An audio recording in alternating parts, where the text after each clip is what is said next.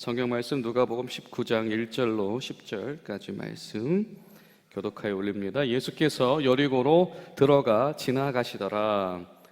삭개오라 이름하는 자가 있으니 세리장이요 또한 부자라.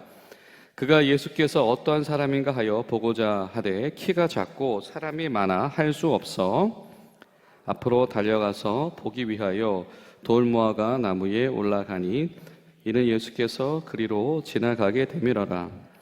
예수께서 그곳에 이르사 쳐다보시고 이르시되 삭개오야 속히 내려오라. 내가 오늘 네 집에 유하여야 하겠다 하시니 급히 내려와 즐거워하며 영접하거늘 무사람이 보고 수군거리 이르되 저가 주인의 집에 유숙하러 들어갔도다 하더라. 삭개오가 서서 주께 여짜오되 주여 보시옵소서, 내 소유의 절반을 가난한 자들에게 주겠사오며 만일 누구의 것을 속여 일이 있으면 내 갑절이나 갚겠나이다. 예수께서 이르시되 오늘 구원이 이 집에 이르렀으니 이 사람도 아브라함의 자손이로다. 인자가 온 것은 잃어버린 자를 찾아 구원하려 함이니라. 아멘.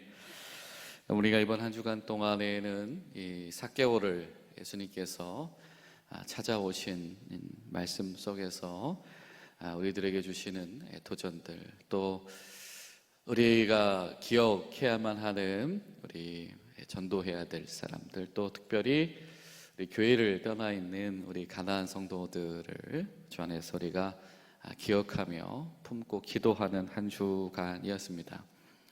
어떠신지 여러분에게 그런 한 분의 이름이 이제 정확하게 기록되었는지 모르겠습니다.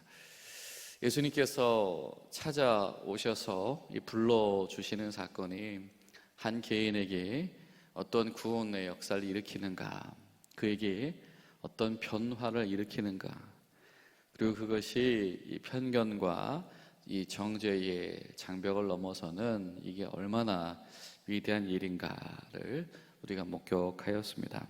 오늘 마지막으로는 이 예수님을 만나는 사건 가운데서 드러나는 이 용기라고 하는 주제를 우리가 마지막으로 함께 묵상하기를 소망합니다. 여러분, 때로는 우리가 누구나 다 이 첫걸음에 그런 이 용기가 필요할 때가 있죠.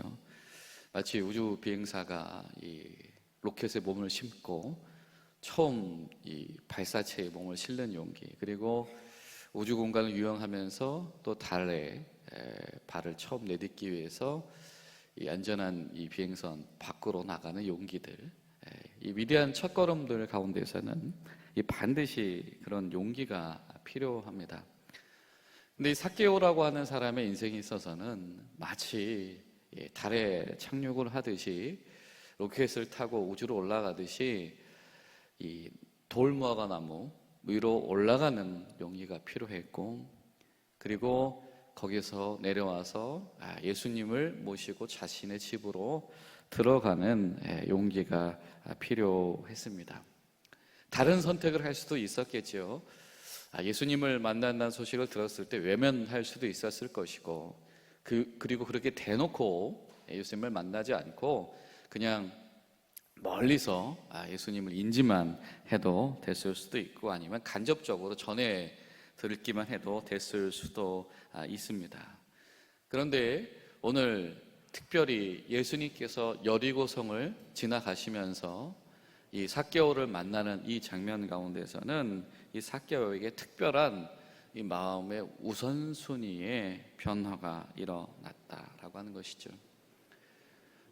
여러분, 이 세리장으로서 이 사람들 사이에서 이 사회적으로 존재하던 사람이, 그러나 남들보다 이 키가 작아서 때로는 행동 하나하나가 이 삶의 어떤 사회적인 지위 때문에, 자신의 외향 때문에 주목받게 될 수밖에 없는 인물이 이 삭개오라고 하는 사람이었을 텐데, 그 시선을 사실은 나한테 좀 유리하도록 내 장점만 잘 돋보이고 내 단점은 보이지 않도록 사실 우리가 그런 모습만을 보이면서 살아가고 싶을 그 마음이 충분할 텐데, 삭개오의 선택은 그러하지 않았죠. 여러분, 우리가 삭개오가 되어져 본다라고 한다면 그 나무에 올라서는 것 자체가 사실은 용기일 것입니다.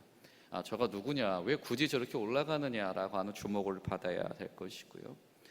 자신이 세리장으로 살아가고 있는 이 현실의 이 상황을 중단하는 것, 내려놓는 것도 이거 대단한 용기인 것이죠. 이 모든 과정들 속에서 이 사람들이 시선을 두려워하지 않는 것도 용기인 것이고, 그리고 저는 무엇보다 대단한 용기가 예수님께서 야 니네 집 가자라고 했을 때 정말 주님을 환대하고 자신의 집으로 초대하는 용기라고 생각을 합니다. 왜냐하면 집에 들어오신 예수님께서 무슨 말씀하실 줄 알고, 그렇죠? 예수님께서 뭐라고 하실 줄 알고 예수님이 가자 그랬더니 주여 어서 오시옵소서라고 하면서 두 팔을 들고 주님을 환영할 수 있었을까? 이거 정말로 이 대단한 용기다라고 하는 겁니다.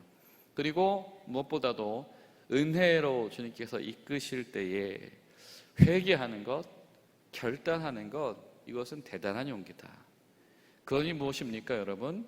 이 구원의 열매, 예수님을 만난 은혜의 열매가 바로 이 용기인 것이고, 그 은혜로 성장하는 과정 중에 반드시 드러난 열매가 바로 용기인 것이다 라고 하는 겁니다. 예수님께서 이 삭개오를 만나서 베풀어 주신 그 은혜와 사랑은 반드시 삭개오에게 그 삶을 변화시키고 삶을 뒤집을 용기를 불러일으킨다라고 하는 겁니다. 여러분, 우리 가운데서도 그런 삶에 전환되어지는, 반전되어지는 용기의 사건이 일어나게 되시기를 간절히 축원합니다. 그리고 무엇보다도 우리가 사랑하는 우리 삭개오들이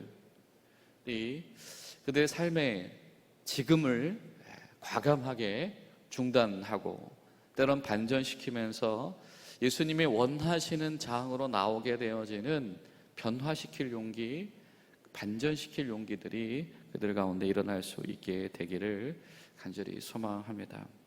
다시 주님의 임재 앞으로 나오는 사건, 이것도 반드시 용기가 필요한 것이고요.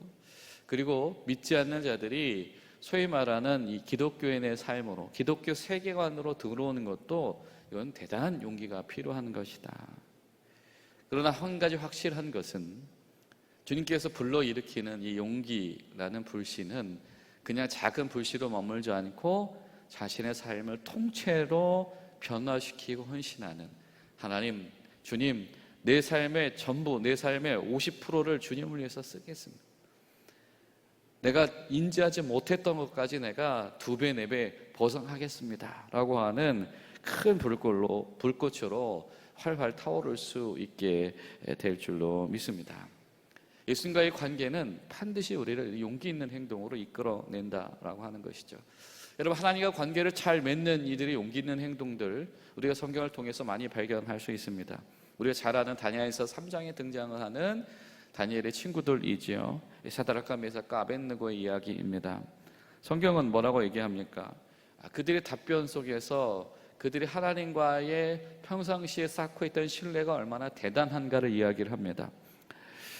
17절부터 말씀을 보면, 왕이여, 우리가 섬기는 하나님이 계시다면 우리를 맹렬히 타는 풀무불 가운데서 능히 건져내시겠고 왕의 손에서도 건져내시리이다.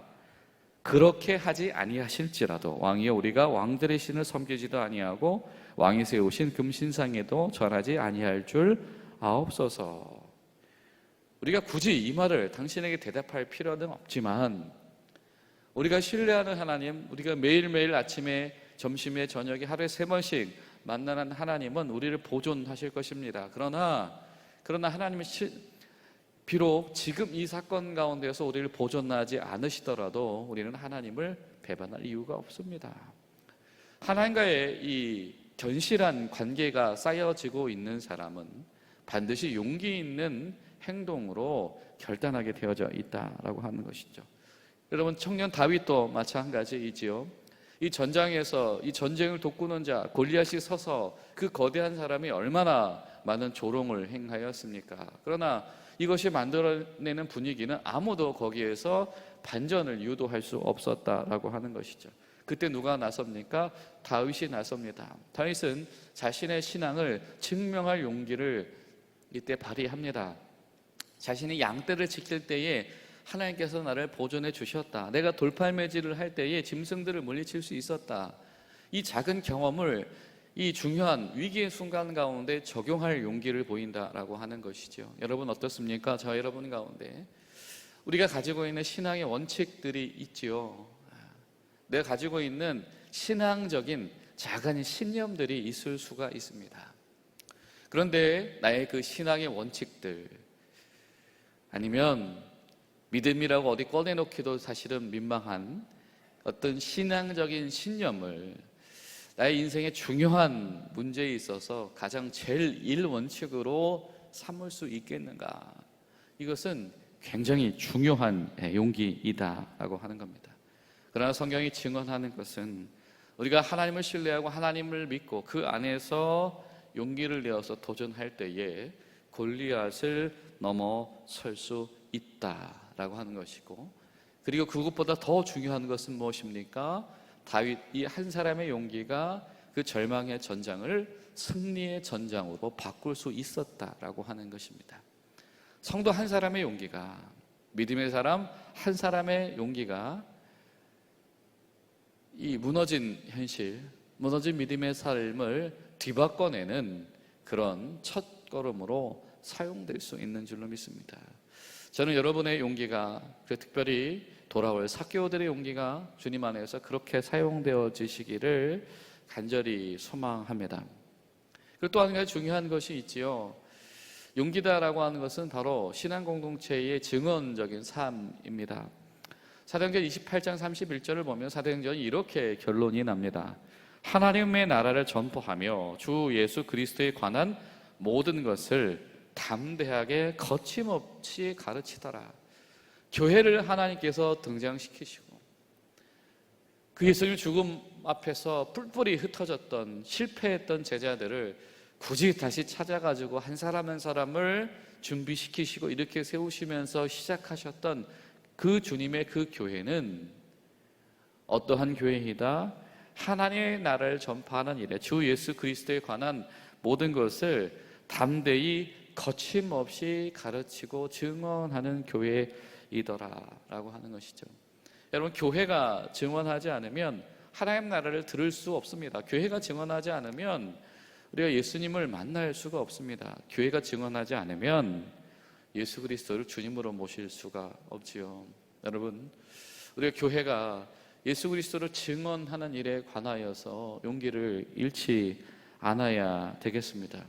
여러분, 우리 방 안에 전등이 고장 났을 때에 올라가서 높은 고층에 올라가서 사다리를 딛고 올라가서 그 전등을 고쳐내지 않으면 빛을 우리가 얻을 수 없지요. 때로는 어둠 속에서 내가 나서서 그 전등을 고쳐야 될 필요도 있습니다. 그것이 바로 용기인 것이죠. 이 세리가 한 명은 아니었을 것입니다. 당시에 세리 중에서 여러 가지 이런 죄책감들 또 부채의식을 가지고 있는 사람이 있었을지도 모릅니다. 그러나 그 중에 삭개오라고 하는 그 사람이 예수님을 만나기 위해서 올라갔기 때문에, 예수님을 자신의 집에 초대했기 때문에, 예수님 앞에서 결단하고 약속했었기 때문에 그 인생 가운데, 그 주변 가운데에 그 집안이 하나님의 구원의 백성이 되는 그런 놀라운 변화가 일어나게 되어졌다. 여러분, 우리 기독교인의 가장 중요한 고백이 무엇입니까? 바로 주님의 용납하심 아닙니까? 우리가 이것을 은혜다라고 이야기를 하지요. 하나님이 사랑하셨고 예수님이 한없이 십자가의 사랑으로 우리를 끌어안으셨고 우리를 위해서 대속하셨기에 우리가 주님의 자녀가 되었습니다 라고 하는 것이죠. 여러분, 용납받은 자는요 반드시 용기 있게 결단을 해야 됩니다. 예수님께서 이 세리장인 이 삭개오에게 아무런 책망도 하지 아니하시고 삭개오를 끌어안으실 때 삭개오는 그런 예수님의 마음을 외면하지 않았죠. 삭개오는 자신의 인생을 주님 앞에 반전시키는 용기로 주님께 보답하였습니다. 교회도 마찬가지이겠지요. 성도도 마찬가지일 것입니다. 우리가 예수 그리스도의 십자가의 용납의 은혜 가운데 서 있다라고 한다면 우리는 반드시 주님께 용기 있는 삶으로 반드시 보답해드려야 할 것입니다. 삭개오의 개인에 일어난 내면적인 반전 넘어서서 그 집안에 일어난 반전, 그리고 삭개오가 예수님 앞에서 결단하며 삶의 원칙을 바꾸었기 때문에 살개오를 통해서 축적되어진 그 일들을 통해서 불쌍한 사람들을 돕는 일, 억울한 상처 가운데 있었던 일들이 보상받게 되어진 일들이 반드시 일어났을 겁니다. 오늘 성경 우리에게 그런 기대를 주면서 결론 내어지게 되는 것이죠. 이렇게 예수님 앞에서 결단한 이들, 용기 낸 이들, 그들의 용기를 주님께서 책임져 주신다. 사랑하는 여러분, 우리 오늘 이 시간 기도할 때에 하나님 우리 가운데, 우리 교회 가운데 바로 이러한 은혜가 있게 하여 주시옵소서. 그런 마음으로 기도하는 오늘 하루 되시기를 간절히 소망합니다.